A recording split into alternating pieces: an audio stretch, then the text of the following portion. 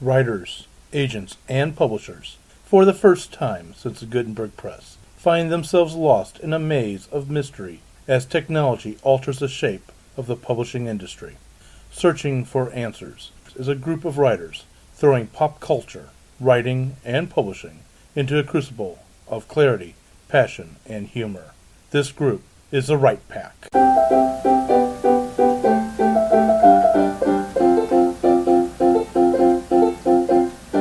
Welcome back to Write Pack Radio. This is your host and producer, David Allen Lucas, author of Crazy Things and president of St. Louis Writers Guild. And also, too, I've announced this on the last episode. I'm going to announce it on this one here as well. I'm opening up a company in which Write Pack Radio is going to fold underneath, and we are going to be doing audio play. Watch for windingtrailsmedia.com. I will be doing a call for script, and eventually, if you're into acting, for our casting calls as well. And with me today on the topic of writing, the art of writing subtext is I just realized my co-host, who was here for previous recordings, not here. I know that better. All right, Lee Savage, author of erotic romance and under the pen name Carrie Lee Williams, children's book. And I'd like to mention again that I will be at the St. Louis Indie Book Fair May 7th from 10 to 5, and that is at the main branch of the library at 1301 Olive Street. And come by, say hi, get some books signed, and I might possibly get to do a reading. Choice passages.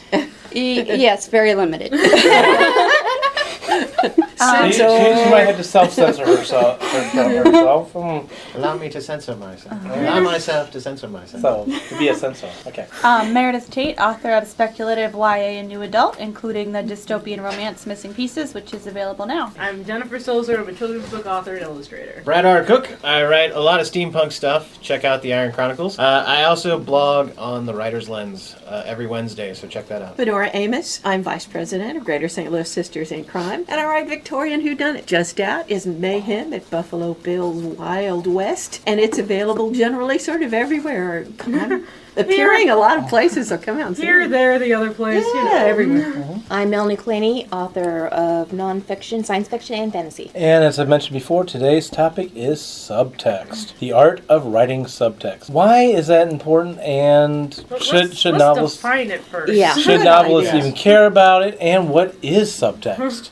Let's start with what is subtext. What is subtext? Well, I'll start off by saying subtext is what's being said without it being said. Let me use a perfect example. All of us guys know it well. I'm sorry, I'm going to sound sexist, but all of us guys know it well when we ask our girlfriend, fiance, wife, after we said something, we notice her body language is indicating something else, and we go, "Honey, are you okay?" And the woman says, "Fine, I'm fine." We know we're in for a doghouse because they're not fine. There's a different subtext underneath it. I'm using that as an example of subtext. So, anyone else have any other definition? I was just thinking, like, reading between the lines. Exactly.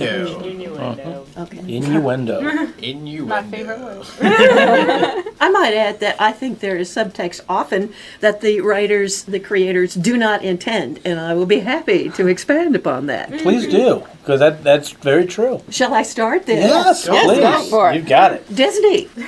I will start with Disney because while Disney is, of course, very successful, I want to look at some of the messages that they give to young people, both boys and girls. I think that they do not intend and should not intend. Look at Frozen, which I love as a movie, but look at the waist of that woman. I mean, that makes Barbie look fat. It is just not possible to have that kind of body image, and I think that Disney promotes that probably without really meaning to. And then we have these heroines who are what? They are hopeless. They are asleep, for example. We've got Sleeping Beauty. We have really women who are Disney for not. that one. No, but they perpetrate the same myths as the fairy tales from way back when, that women had a certain place, a certain body image, and damn them if they didn't stay there. So that's to you, Disney. Especially when they changed Merida's waistline after the movie to shrink it down. That irked me, Disney. What really itched me about Frozen specifically, not even that, it was the song where they're talking about, he's marriageable, but you gotta fix him first. He's a work in progress. You better fix him. The fixer, and you can marry him. And I was watching that movie and I'm thinking, really? I don't think you want to marry the guy that you're like, hey, yeah, I can whip him into shape. That's not really the way you're supposed to approach a partnership that's going to last the rest of your life. But it's a funny song. It's a funny song. Talking about subtext in Disney movies, a really great example is also a really recent example, and that's on Friday. I just saw the movie Zootopia. Highly recommend it. It's one of my new favorites. But that movie has so much great subtext about racism and prejudice, and the whole movie is about the society of animals where they all live together in peace, but there's still these little subtle microaggressions toward different animals for different things, whether they're a predator or the bunny, and there's all these slurs, and I just thought that was so clever because they never once say racism, prejudice, or anything about our current society, but it's such a great allegory for that. I highly recommend checking it out. Well, Disney is a wonderful way to start this because there is the unintended Disney subtext that we talked about, and then there's also the intended Disney subtext. There, as Meredith was just pointing out, Zootopia has a theme of racism. Frozen had numerous themes. One being kind of the emergence of oneself. People have argued a lesbian kind of LGBT slant with that. However, I would also throw out that they have ones they specifically run to, like in Frozen, the glove. I love the theory of the gloves.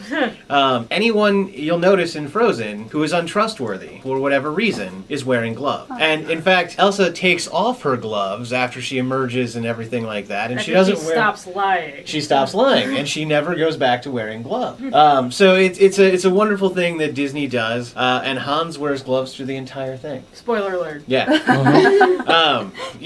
If you haven't seen Frozen at this point. No, anyway, so, but Disney does these kinds of things all the time. Beauty and the Beast has numerous things running through it. From what is almost could probably be considered an abusive relationship to start off with. Hello. Yes. I'm so glad you said that. I got more to say about these days. There you go. Yeah, very much so. Well, let's not get into Stockholm Syndrome fight. With Disney? About Beauty and the Beast. Specifically, Belle didn't really have Stockholm Syndrome. Yeah, she was in a situation in which she was trapped, but the point was that she didn't behave as someone with Stockholm Syndrome. She wasn't idolizing her captor. She didn't fall in love with her captor until he stopped being a dick to her. But does he still go by Beast after he transforms? His name is Aaron. Yes. I believe. I never knew that. Adam. His name is Adam. That's correct. His name is Adam.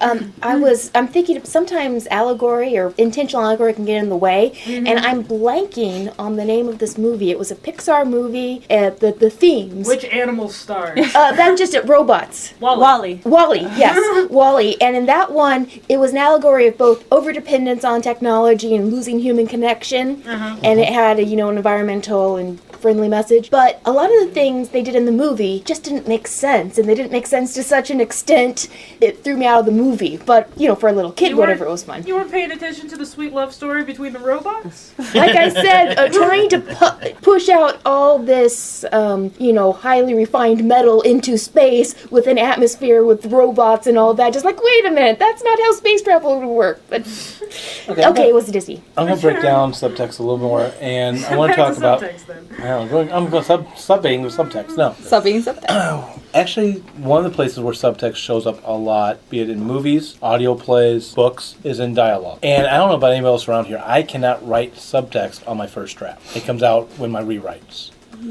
But subtext is usually found a lot in dialogue. Why writing subtext in dialogue is important, in my opinion, is that reading what I'm going to call plain writing, plain dialogue, is boring. If it's on the nose, it's in your face, and kind of pushes away the author, pushes away the readers. You talked about Zootopia, the racism, which I haven't seen the Zootopia yet, but Zootopia, racism is part of this underlying subtext. If that had been out in the front, would you have wanted to see it? No.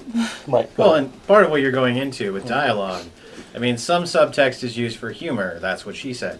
Exactly. Most hilariously. But some subtext is, and to be honest, I think this comes out of having been a playwright, so I actually do write subtext on the very first draft because I know what I'm doing in that scene, and I'll do it intentionally. But then there's always the stuff that comes out unintentionally, which I think is even sometimes more brilliant when you go back through and you read your own work and you're like, oh God. Or more devastating. I said that. I really said that. So, I think it can come in many layers. I can. But yeah, so it is, dialogue is definitely one way to But I think subtext, and part of the reason why I think it is so nuanced and so many layers is because your scene can have subtext to what's going on. The subplots themselves will have various subtext, to them, just by the nature of being a subplot. The themes that you run will have very much the similar, kind of ways. Dialogue, as you had said, even, from what the character's wearing and stuff like that. Alexander runs around with a leather strap wrapped around him through all the books. Originally it was because that's cool and that's steampunk, but as I started writing it, I started realizing that's very much him being bound up by the world around him. And I'm sure an English teacher out there would be like putting all kinds of meaning into the leather strap that's wrapped around him. But I didn't intend for that when I first started. I was thinking of a little cartoon I saw, and it was a picture of blue curtains, and it said what the English teacher interprets, and it says the character is feeling blue. The blue represents the depression in his life and how hopeless and alone he feels. And the next caption said, what the author means. The curtains were blue. And I think that that's kind of an interesting way to think about it, about analyzing subtext, is whether it's intentionally there or not, your readers are going to find it in there. So I've seen that same, and I loved it because I saw it after I'd written Iron Horseman. In Iron Horseman, at their house is the blue room, which I did because I wanted to have a nautical themed room, and I figured they'd just go crazy with it. Then I started to realize, oh god, it's like the depression of like the early parts of the journey, being stuck inside this house. There's so much subtext to it, but that was, I really just wanted, ships on the wall and a nautical themed room. So. And going back to something I said earlier about first draft not always having subtext, that's not always true, as Brad pointed out with his own writing. But I'm finding when I have any type of subtext in my first draft, it's because it's subconscious that's put it out there. That's going with what you were saying, Brad, with your nautical themes and how it fed into other... I'll always have both. I find that, because there's the stuff I put in intentionally, like in Iron Zulu, I intentionally bring up the word savage, and only nobles use the word savage. I did that very much playing off kind of a Zootopian theme of, the way the Victorian world was, and then I flipped that. That was very much done intentionally. Unintentionally is a ton of other stuff in Iron Zulu. I think both Brad and I do something that is intentional and a subtext that... While we are certainly espousing certain themes and motifs and adventures and mystery as we go on, that's all on the surface. Under the surface is that I am trying to give people sort of a painless history lesson, and I really work to make sure that the details are right, so that if you read my book, you are going back to 1898 St. Louis, and you'd be able to recognize places if you had been there at the time. And so I hope to give people a genuine feeling of history, and that's the subtext that I think Brad works on too. I do. You work on getting those details right for the Victorian era. In fact, I just did a whole thing. I mean, I actually walked the roads in the Himalayas so that I would know what they looked like, and then went back and looked at photographs so that I would know what it looked like back in the 1880s. So yeah, I do that as well. I was thinking about what David said when he asked me if I would have gone to see Zootopia if it had said right in the headline, this movie is about racism. And I was like, oh no, probably not. And I think that goes back to if someone asks me what genre books I don't like, my first answer is going to be issue books. I cannot stand issue books. I'm not going to pick one up. But I love science fiction and fantasy, and probably every single science fiction, fantasy, and dystopian book out there has some sort of issue or message behind it. There's some subtext in there. But there's lots of people who love issue books. They do really well. But I know for me personally, I'm not likely to go out searching for books out there. That doesn't mean I don't appreciate subtext. And I think that's important, because I think there are readers and viewers to movie who are going to be turned off by the thought of a message bashing them over the head. And so I think that's important to consider, I guess, as you're creating the story. So science fiction and fantasy is historically a safe place to tackle difficult topics of whatever era things are written in. And often, if you're reading an old science fiction novel, those topics are still applicable to the present day. It doesn't matter if they were dealing with industrialism, when they wrote the novel. We're dealing with a technology, our own sort of advancing technology, and people trying to keep up in this era. You can work with that too. The difference is that you can cross a line, and I'm going to caution that subtext isn't about embedding your political view in something on purpose. You can put ideas in and explore ideas in something, but the minute it begins to get preachy, and the subtext starts becoming just straight up text, you're losing that subtlety that gets people to think, and you just start lecturing, and that's a problem. That's the difference between knowing that Zootopia has a racist, sexist sort of underlying story to it, and going to see a movie about animals being racist to each other. It's like, oh, I can't wait to go see the racist animal movie. That's just, no one wants to do that. So is that Zootopia versus Animal Farm? Yeah. But the way you do it properly, is kind of do an Inception type thing. The movie Inception, the whole plot was they were going deep into someone's psyche and trying to plant an idea and make them think that they thought the idea up to start with. That's how you get people to sort of accept difficult concepts, is if you present it to them in a way that they draw the conclusion themselves. And that's what subtext is really good for. If you want to talk about racism, instead frame it in the way, in the case of this movie, that, well, what would it be like if prey animals and predator animals lived in the same town? They would have to interact with each other on a way that was not a food chain way, but those feelings would still probably manifest in a different light. So you explore this world that prey animals and predator animals live side by side, and how do they react with each other, and those reactions are very similar to the way that people of different religions or racial groups might react to each other when placed in the same town. There's a quote that was by Gene Roddenberry. Gene Roddenberry said on interviews, is when he wrote Star Trek, his first rule was to entertain. Now, once that you have the audience's guard down, then you can slip in a heavy idea here and there. And that's exactly what subtext is all about. Star Trek might have slipped on that a little. Sometimes it did come out overt. Yeah, pretty blatantly. Yeah, but nevertheless, that's still the same concept of what subtext is for. And the exact opposite, you talked earlier about unintentional subtext. Well, sometimes, because your reader is different than what you thought you were writing for, or what you were originally writing for, the subtext changes. So if you read historical science fiction that was written 20 years ago or older, this goes back as far, but some of it is really interesting because what they get right and what they get wrong, what they often get wrong is social relationships between people, because that's not what their book was about, so they just mirrored current society. So if you get a book written in the 50s or 40s, all of a sudden, men and women are always chaperoned, and all the women are nurses and all the men are doctors, and all the things that they were actually speculating about, that seems more real and more relevant to us because they guessed a lot of that right. But it's interesting what they get wrong, because that really reveals a society that's now gone by. So how do you write subtext?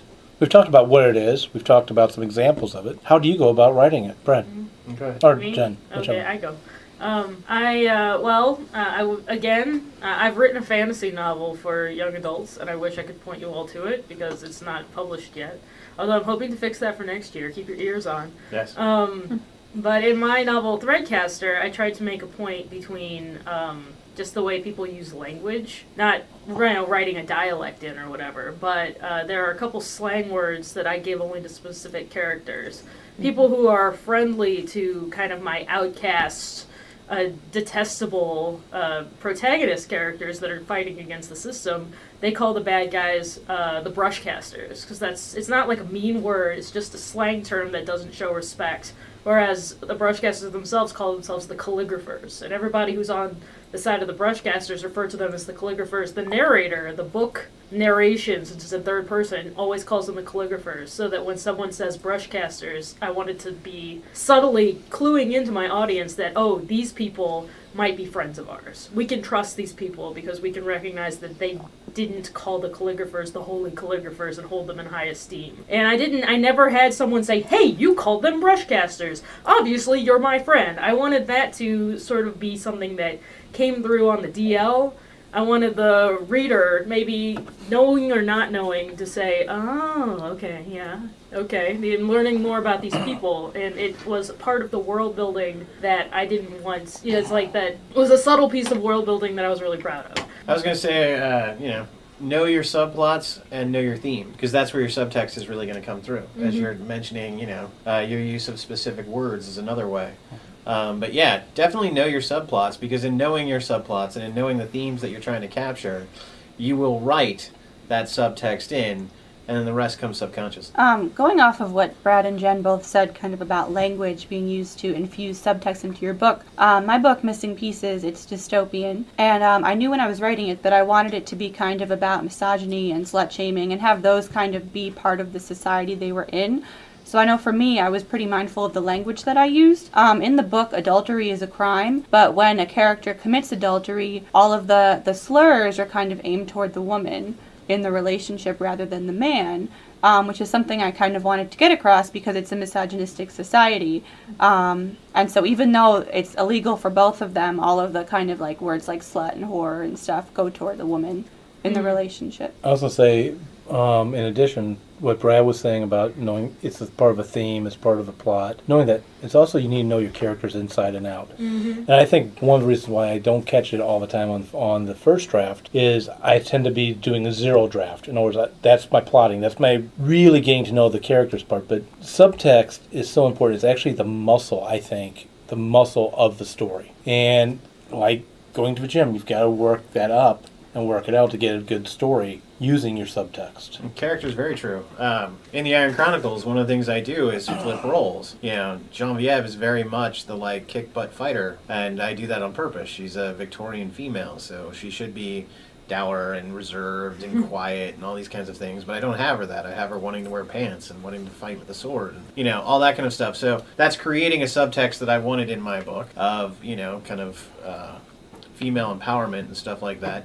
But I also didn't want my guy to be a beta male, which is, yeah, I don't know. We've had a whole show on beta males, so go check it out. But essentially, I wasn't looking for him to just be kind of off on the sideline. I wanted him to be there too, but I didn't want him to be dominant throughout the story. So he's more of a brainiac, and yet also wanting to fight and kind of emerging into himself. So, you know, your characters will create subtext as well. Even my villain has a subtext to him. I think villains definitely should have subtext. They get boring if they don't. Exactly. Going off of that, in Harry Potter, I think Voldemort has so much subtext about him because there's so many parallels between him and Hitler and his rise to power, and I thought that was really interesting how she did that with some of his rhetoric and some of his beliefs, how they were so kind of rich and relatable because we've all grown up kind of hearing figureheads in our society kind of use those same. Yeah, sorry. That just touches on a pet peeve of mine for the last couple of Harry Potter books. Oh, really? Yeah, because I was like, yeah, she definitely did that with World War II. That's completely what she did. And I so wanted Harry to be branded a terrorist, bring it to modern day. Well, he kind of was. Well, yeah, but the point is it was really based on World War II, and I just wish she had done modern day.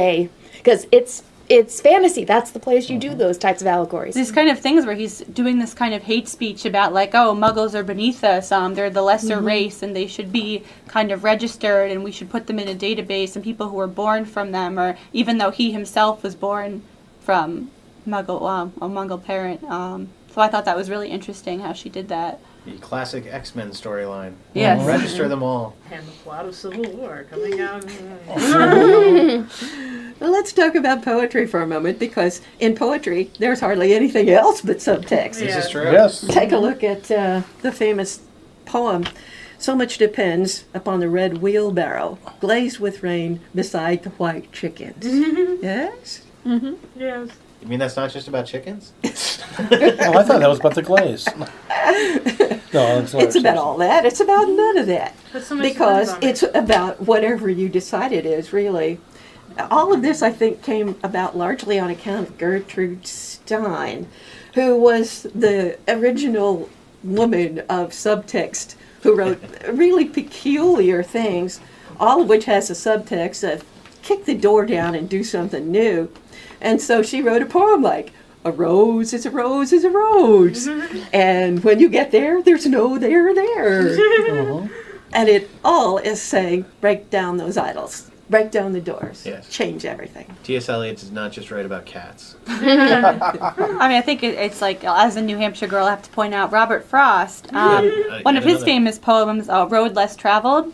I think that's what it's called, but it's basically about him walking through the woods and he sees two paths and he doesn't know which one to take, and one of them is a very well-worn path and one of them is less traveled, and he decides to take the path less traveled. And it's about walking in the woods, but if you think about it, it's really about kind of going against the norm and making your own path.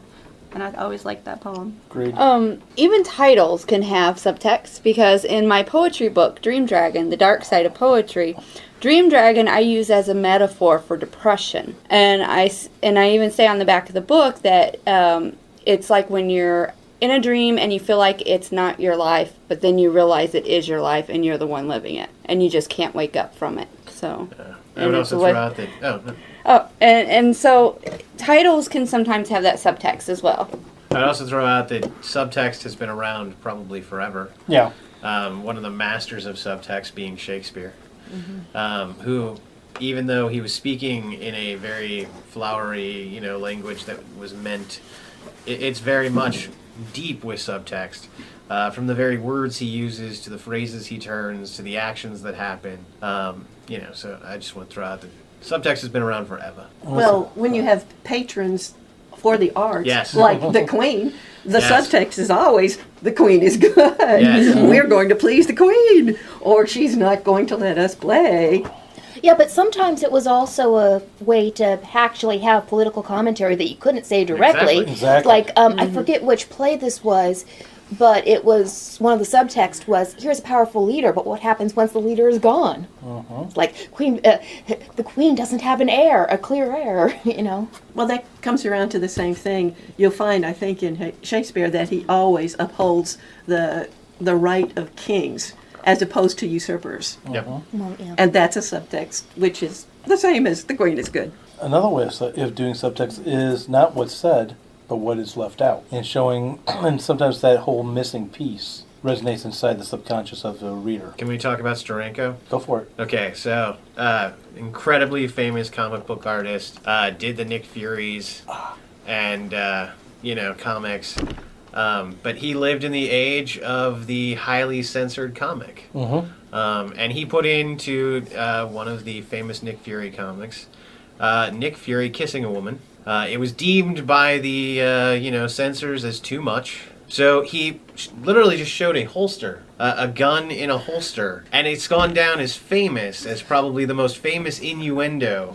for sex that is out there in comic land. And he'll talks about it now to this day, that he thinks the image that they ended up using is way better than the image that he originally had, which was just two people kissing and then fades to black.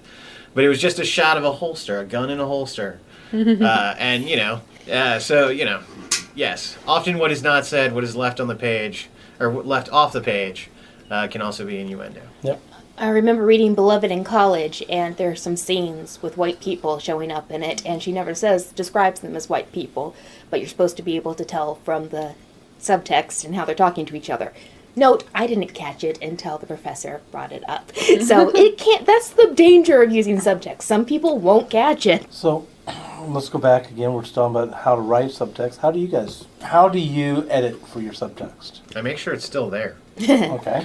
As a big one, because any of the subtext I wrote in, I did on purpose, and I kind of want to make certain that when it still hits the page, it makes sense, so that you're not left going, what did he mean by that?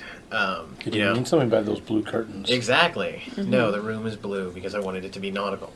But there are all kinds of things. So one of the things I do is when I read through is to make sure that some of the innuendo, some of the subtext that I put in intentionally is still there. And then you'll, of course, miss the unintentional.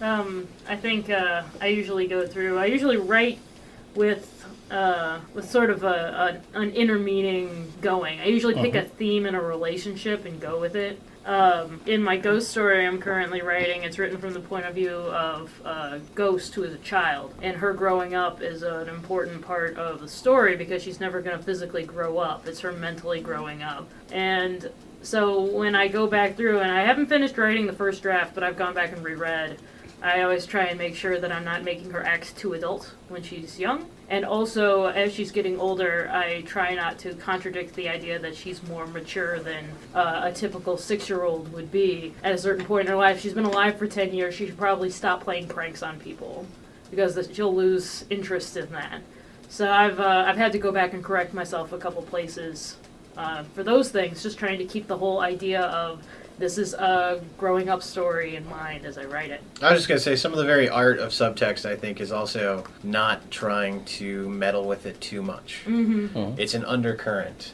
If you focus on what you're really trying to focus on, let it be secondary. Well, I dare say that the whole point of subtext is the book taking on a life of its own. Yeah, very much. What you've written has a certain soul to it, and that soul is being communicated without the author outright saying that. So if you try to destroy your subtext, then it's going to turn into a flat book. I work very hard to make sure that I have details that are telling, and then to make them organic to the book. I'm currently working on a scene which uses a dance, and I made sure that I used steps of a particular polka that was available and popular in 1899, and I'm working it into a comic scene so that it's organic in the book, that it has a function there other than just to tell an interesting detail. So I try to make it all work together. Well, I have a character that I've decided this character can't literally lie. Can't mislead people, but can't lie, including things that I don't want the reader to know. So I'm going through rewording things and making sure that, like, there's all these common, she literally can't lie. So there's all these expressions. It's like,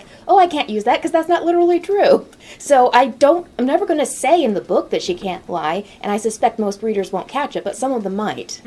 Drax So, from Guardians of the Galaxy. Yeah. I was going to say, going with what Fedora said, sometimes in order to make the subtext pop is to have the straight-on-the-nose objects or conversation occurring and slip the subtext in so they can see the difference. One of the things I'm doing right now, so there's a new character who pops up in Iron Lotus, which is the third book in the Iron Chronicles, and about halfway through the book, I started to realize that she is very much just like Genevieve, and she started to feel like a replacement for Genevieve because they have so much of the same kind of, similar traits about them. But then I started to realize something unintended, that this woman is a cautionary tale for what Genevieve could have become. And in that, she then represents something to, Genevieve's father of, this is what could have happened if you'd done certain things this way, or if this happens. And I'm not going to give it away because I want you to read it. But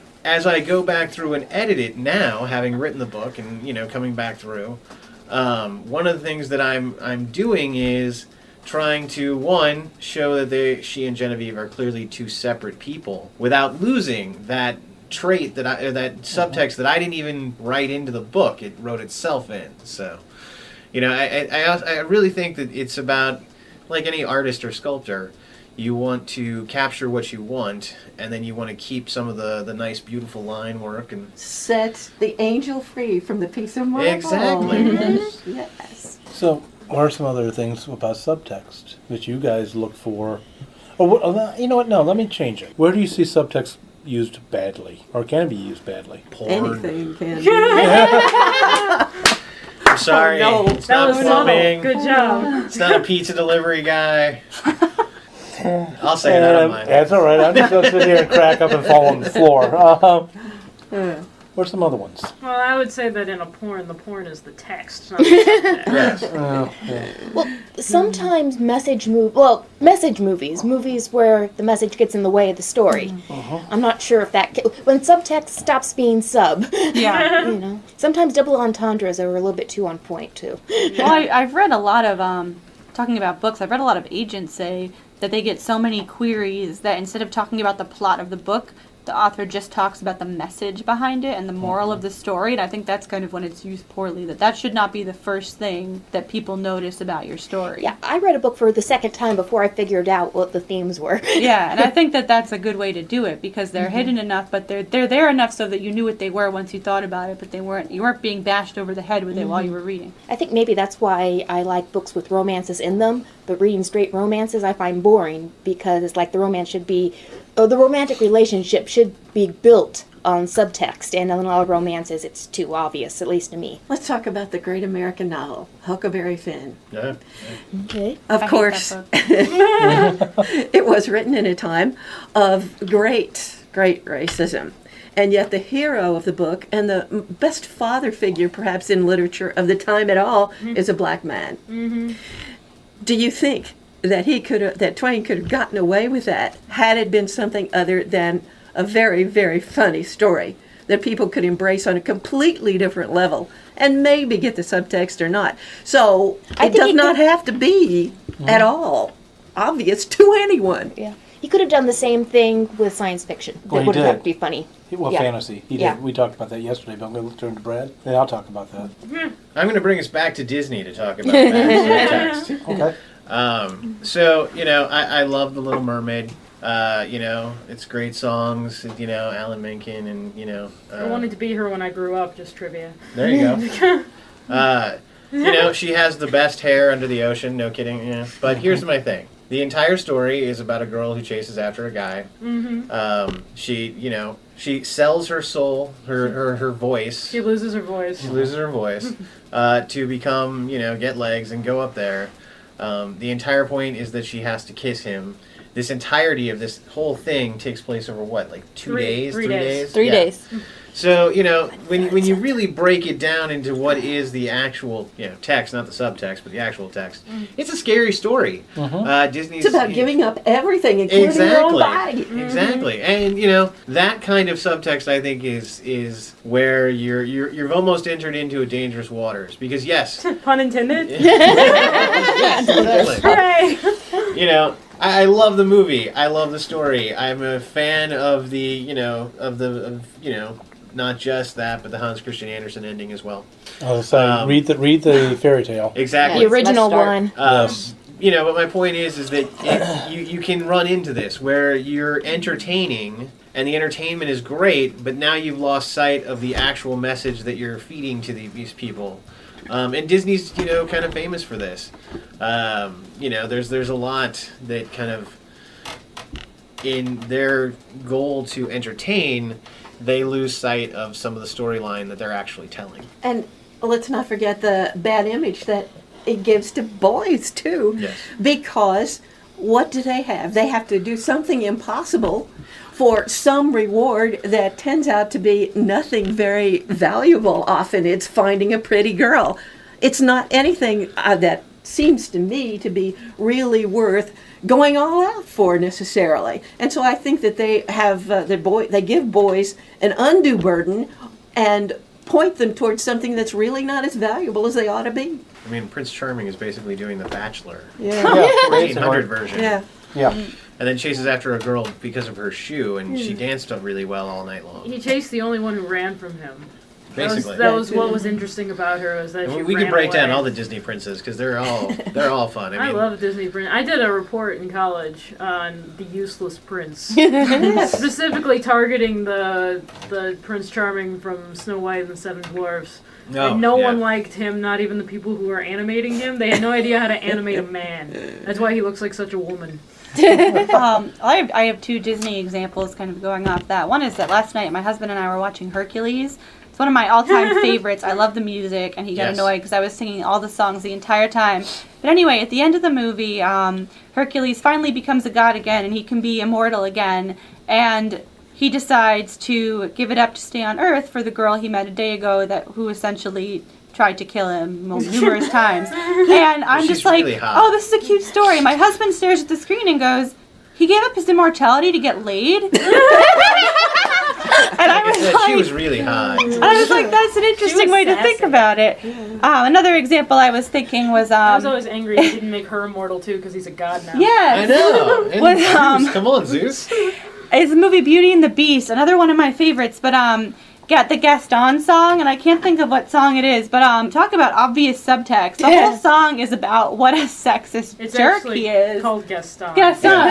And he's basically talking about how No one because whatever he has is like Gaston. Yeah, his whole character to me was like such obvious subtext. He's talking about how he only wants sons, he throws her book in the dirt and says it doesn't matter, and it's just so much like in your face. I love the Gaston song, like every last inch of him's covered in hair, like that whole song is kind of about misogyny, which I find interesting. Well, that's what the villain of the movie was. The villain of the movie was the ideal man, quote unquote. Yes. What Belle's culture wanted her to go for. but she wanted something different, something a little bit more than just surface stuff, and she ended up falling for the Beast because the Beast was actually kind of a shy, sad, lonely person stuck in a castle, A lashing massive out. introvert. And Massive Shrek introvert. kind of turns that basic story sideways. Yeah.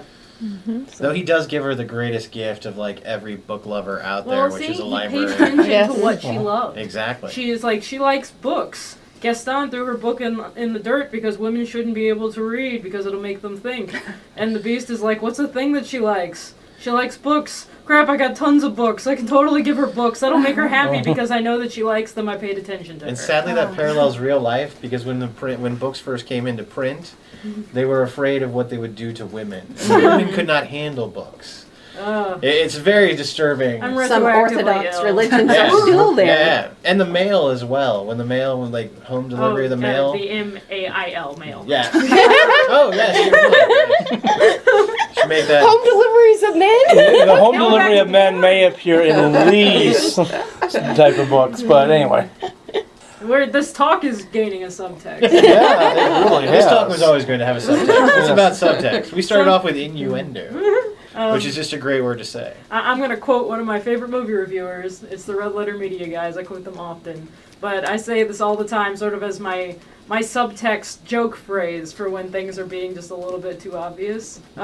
Referring to Return of the Jedi. It said, sometimes a cigar is just a cigar, but sometimes a cigar is just a giant vagina in the desert that swallows men whole. Ah, the Sarlacc pit. Boba Fett's the only one to make it out of that. Obviously, he wasn't into that kind of thing.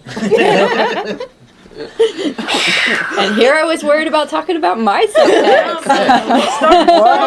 The movie is running around talking about, trying to like find out about lightsabers. I will say I'm very glad that the setting on these podcasts are rated PG.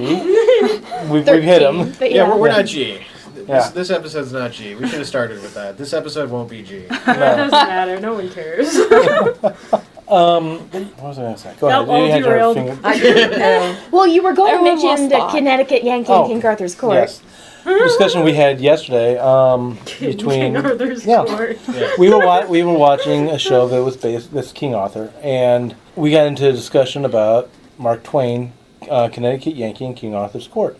If you know the story, basically Merlin is not the wise old guy that we know in mythology. He is the hold on to superstition. He's the hold on to tradition. He's the hold on to this, hold on to that, and kind of against progress, if you will. And at the time period which Mark Twain was writing this, that was the church. The church was very much not wanting to move forward, and we've seen that in other time periods as well. So by making it funny and by making it look like it's this supposed to be wise guy, if you will, I think Mark Twain buried the whole concept of organized religion into Merlin in that story. That was the subtext we were talking about. Well, Arthur gets. I mean, Yeah. He's subtext for whatever age he's in. Mm-hmm. I Very much so. If you look at the various movies that have been made about him, they're all different and they all espouse different things. Whether it's the old man who's marrying the young woman, which is then why she runs off with Lancelot, or if it's the old king who can't do anything, which is why he sends off his young men. Arthur is kind of ripe for subtext of whatever. Like he gets used for the subtext of whatever that current, time period is trying to push. Whether it's the French romances that wanted to focus on romance because they couldn't tell a lurid tale, but they could talk about a knight who was going to go off and rescue a maiden and, kind of thing. So, Arthur's funny for that reason because everybody takes him and basically does something different with him so that they can explore a subtext. Or even Monty Python version. Yeah.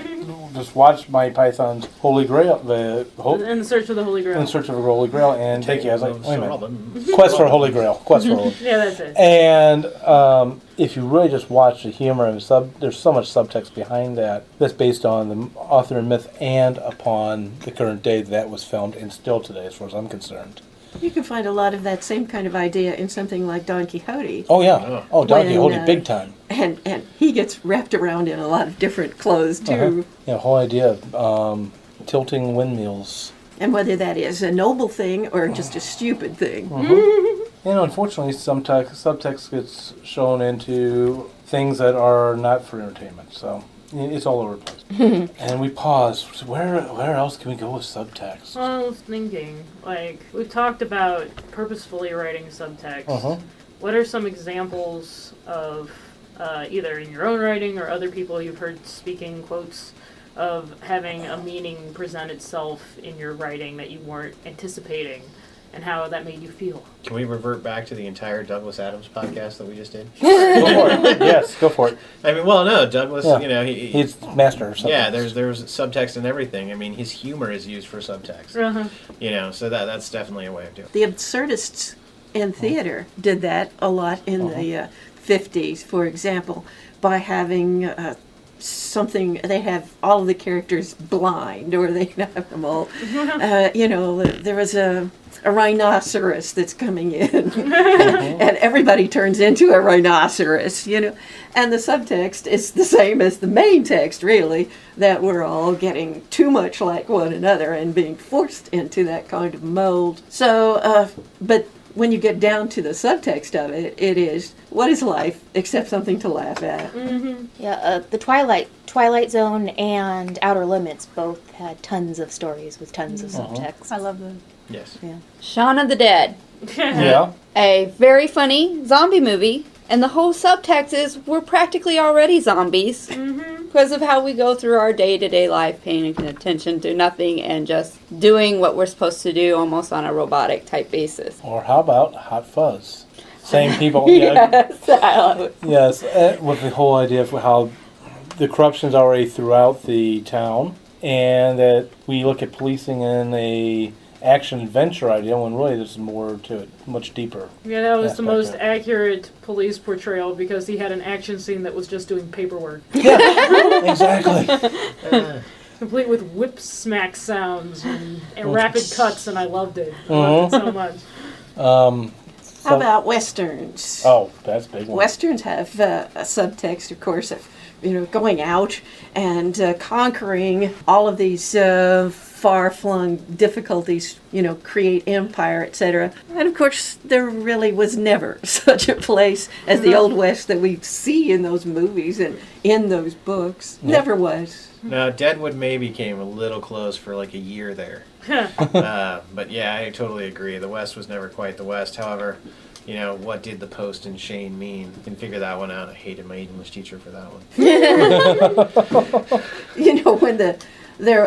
When I only know of one real shootout, and it was I can't think who it was, You okay? but it was In the OK Corral? no, it was in Springfield, Missouri, at the end of the Civil War, Yeah. and it Your was next book. Wild Bill Hickok and Dave Rudd or Dave Tutt. Okay. And they actually had a shootout, and it was probably the only one that ever has been, right at the end of the Civil War. What about all of those that we see in movies later on? They really didn't exist. Means silver bullets don't fly straighter? Thank you, Lone Ranger. They're just Yes. more expensive to make, I would think. One of my favorite bits of subtext is in The Great Gatsby. The green light Yeah. that sits across Yeah. in Newegg. And it over the course of the book, it represents everything. I mean, it represents that kind of beacon that draws you across to the glamorous side. It represents, money and the allure of money. It represents kind of, it ends up being a huge thing if you're... It's take any- unreachable. Yeah, It's it's a symbol unreachable. for what's just out of reach. Exactly. It represents Daisy and money and, the parties and... All these things that are just out of reach for Gatsby. Exactly. Specifically Daisy, who he sees all the time but he can't have. Exactly. So, it is one of those beautiful, purposeful subtext in a book. We could go on about Star Wars if we want to. Oh, please. So much Star Wars. So much... Well, and let's actually, there's subtext there. Not just Star Wars, but think of all the superhero stories, and in fact, all of our stories have a mythology to them. Superman's not just a guy from Krypton? Batman's not just a dude with issues? And Batman's Hades. Wonder Woman is Diana, the goddess of a hunt. She actually is Diana. Yeah, I was about to think Yeah, that. she is Diana, but I'm just saying she's actually a is goddess of a hunt. Yeah. She is a goddess of a hunt. Flash. Where's the Earth Mother then? Where's Hera Mercury. in all this? Hera's in the. Where? She's in the Wonder Woman comics. Yeah, Oh, she is. Okay. Yeah, but as a goddess, like Hera didn't really get one of the superheroes. No, she's like sitting at home where Diana goes sometimes to home, and she doesn't typically grace the earth with her presence. But talking about Shakespeare, we can now go back even further to the Greek myths. Oh, yes. Yeah. Which are just rooted in subtext. Oh, yeah. You know, I mean, Well, Zeus. It's all cautionary tales to how people should live their lives. No, but Zeus and innuendo is a huge yeah, thing. but I'll Zeus say sleeping that. around and seducing all these women. It's Zeus, like the main god Zeus, going around and basically the Greeks co-opting other people's goddesses and gods and the ascendance of the god over Well, the Zeus goddess. was the hero and- creator. Right. Everybody from, Perseus and Hercules and all these different people, they were descended from Zeus. It was a way of kind of giving them that subtext of, this guy is going to be destined for greatness. But, look at Odysseus and the story of him coming back home. What happened there, or, the trials along the way. Even the Golden Fleece or something like that. Jason, Now, granted, I have found it cool that the Golden Fleece is an actual thing, which is where they actually put lambskins to pan for gold in the Caucasus. So the Golden Fleece was a real thing. Who knew? Yeah. But, that got used as subtext, and I mean, now has come to mean all kinds of amazing things, that search for gold, that the unattainable. And Well, something that a sort of subtextual story that I really love is runs throughout Tolkien's work, specifically in Lord of the Rings. So much was drawn from Tolkien's life, but it was used differently. You can't point to one character and say, that's Tolkien, even though obviously you see a lot of him in Frodo, and you see a lot of him in Bilbo, and his hero characters. Sam. The point is that he told that story, he told pretty much a story of him and his band of brothers going through the war, and in the book specifically, in the movie less so, and I appreciated that because as a movie watcher I wanted to have a happy ending. But in the book, when Frodo returns to the Shire, it's not the same Shire he left. I mean, we get some of that in the movie because when Frodo returns to the Shire, he's been changed. Right. As someone who's gone to war, they've been changed, and he can't go back to how things were. He knows too much, he's seen too much, he's a different person. And even if he wants to stay, he then has to leave and pass on to the next life. And he's happy to go because it's so sad to stay in this world that isn't what he thought he was coming back to. In the book, it's even more dramatic because they actually burn the Shire to a crisp. Yep. And when they come back, there's nothing green there anymore, which is very much, living in England and having all those green hills and then having bombs dropped on you. Yeah. It's, that's something that you learn when you learn more about Tolkien, but when you're just reading the book, you get those feelings, that feeling of you can't go home again, but it's being drawn directly from Tolkien's life, and he put it in his book without it being too glaringly obviously his story, and I really liked that. One of the things I love about Tolkien is that, and I didn't catch it the first time because I was like 12 when I read it the first time, so I was just reading a story about knights and hobbits and stuff like that. But The Lord of the Rings is very much an allegory for the wars, for the world wars. World War I specifically, with some of the craziness that went on, the gases that came across into the trenches, and that band of brothership that you form. And then, obviously World War II for some of the destruction of England and everything like that. Yeah, the villain characters play a very strong sort of, this opposing force coming across and attacking with such violence. These very powerful creatures, wizards and gods and things, much bigger than one little hobbit could really fathom before facing it. Very true. And real quick, something I love about this, and I actually just found this out, the first draft of The Hobbit, the ring is willfully exchanged between Gollum and Bilbo because he lost. He lost the game of riddles, so he handed over the ring. But when Tolkien knew he was writing The Lord of the Rings, and he loved the ring, and he was writing about the corruption of the ring. So he rewrote The Hobbit to express that, kind of undercurrent that he created. So he basically went back to a published book and added in some subtext to create that, what is now a beautifulness of what the ring did to Gollum. Yeah, to further build the Gollum Smeagol character. Yeah. Because it would have been foiled if he'd willingly given the ring up in the first draft of The Hobbit. It just occurred to me that time historical time has a lot of impact on what a writer can do in terms of subtext. Take, for example, one of your favorites, The Three Musketeers. You're literally reading my mind because I've had that in the back of my head with most of this conversation. Go ahead. Because it was not written until a couple hundred years after it's set. It was not written, I think, until about 1850 or thereabouts. Something But like it's that. set in the 1600s. And so at that point in time, the French Revolution had occurred. Things were all way different. And Dumas could poke fun at the aristocracy, at the king and queen. He could have them have affairs and be stupid and need protection from the real important people, the Three Musketeers, or the Four Musketeers, as it turns out to be. Right. So Musketeers and D'Artagnan. the time that you're writing in really has an important impact upon what you're able to say. Well, take a look, using Three Musketeers, take a look at where the Four Musketeers get to meet and challenge each other to duels. What was all that about? Well, one guy was having an affair. Didn't want anybody to know it. And now it's suddenly out there. And, D'Artagnan was the innocent in the story. He's the country bumpkin coming to the city to fulfill his family's dream of him as a musketeer. Help me out, Brad, because my mind is going completely blank. The other two challenges were you had. Oh, the other Musketeers? Yeah, the other when he gets He insults Porthos. insults Porthos, Who is chubby and Yeah. the comic character. Yeah. comic character, right? And Athos, Aramis yeah. is the lover. Well, Aramis is the one he mentioned, And which is about Athos Athos. is a lord who's been devastated by love. Yes, but in the actualness of the duel, Athos is the one who basically tells him that he can't be a musketeer. So there's a fight that must ensue there. Right. He's got to fight for his dream. Yes. He has to fight them all. Now, they were all actually based off his dad, Uh-huh. who actually walked into Paris and fought 3 duels in one day. His dad is the coolest dude ever. So Sounds a bit of a troublemaker to me. he was Well- one of Napoleon's generals. It's a great story.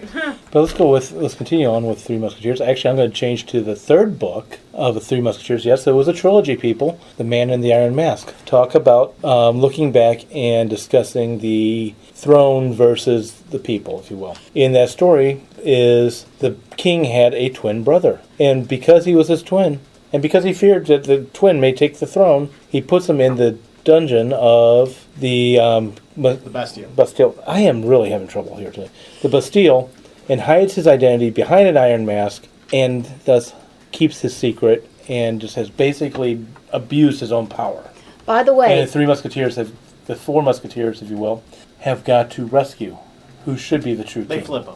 They put Right. the good twin on the throne and put the bad twin in the Bastille. Right, but Good the twins fact can is that they have to stand up against their own government to have the government they Who then want. becomes Louis XVI, who is the great Sun King, who basically ushers in the great age of France. Right. Uh, Go ahead. apparently that was inspired by a real historical figure that it's still debated who he really was. No.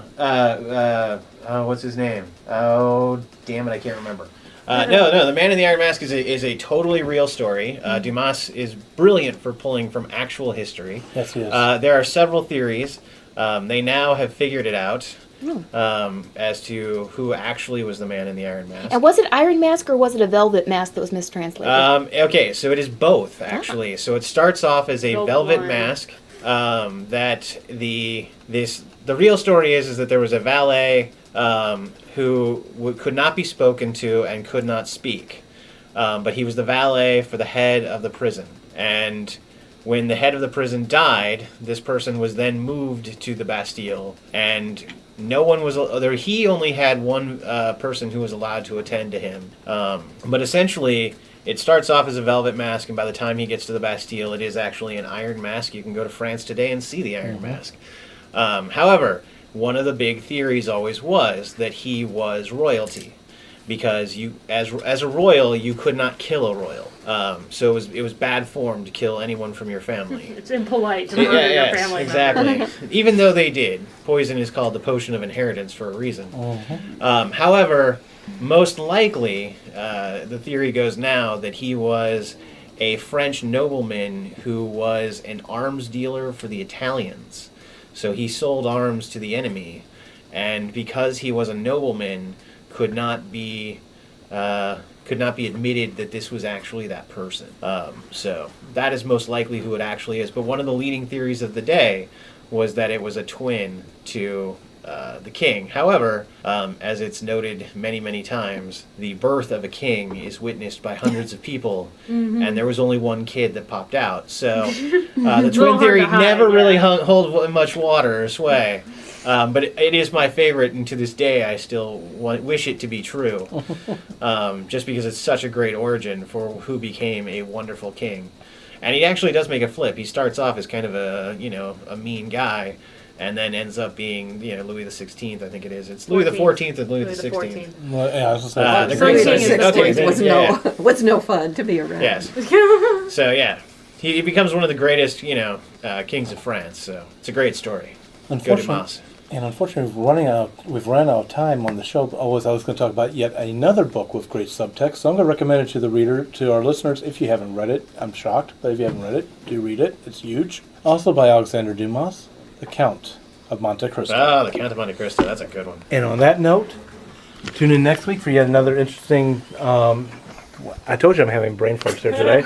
Another interesting event, another interesting topic in the writing industry, and have a great week writing. The new theme songs for Right Pack Radio were written and performed by Meredith Tate. All copyrights remain with her. Right Pack Radio would like to thank STL Books for allowing us to record in their office. STL Books is an online bookstore specializing in new and used high-quality literature, children's books, and books written by or about St. Louis. Please visit them online at www.stlbooks.com or find their store on the Amazon.com website.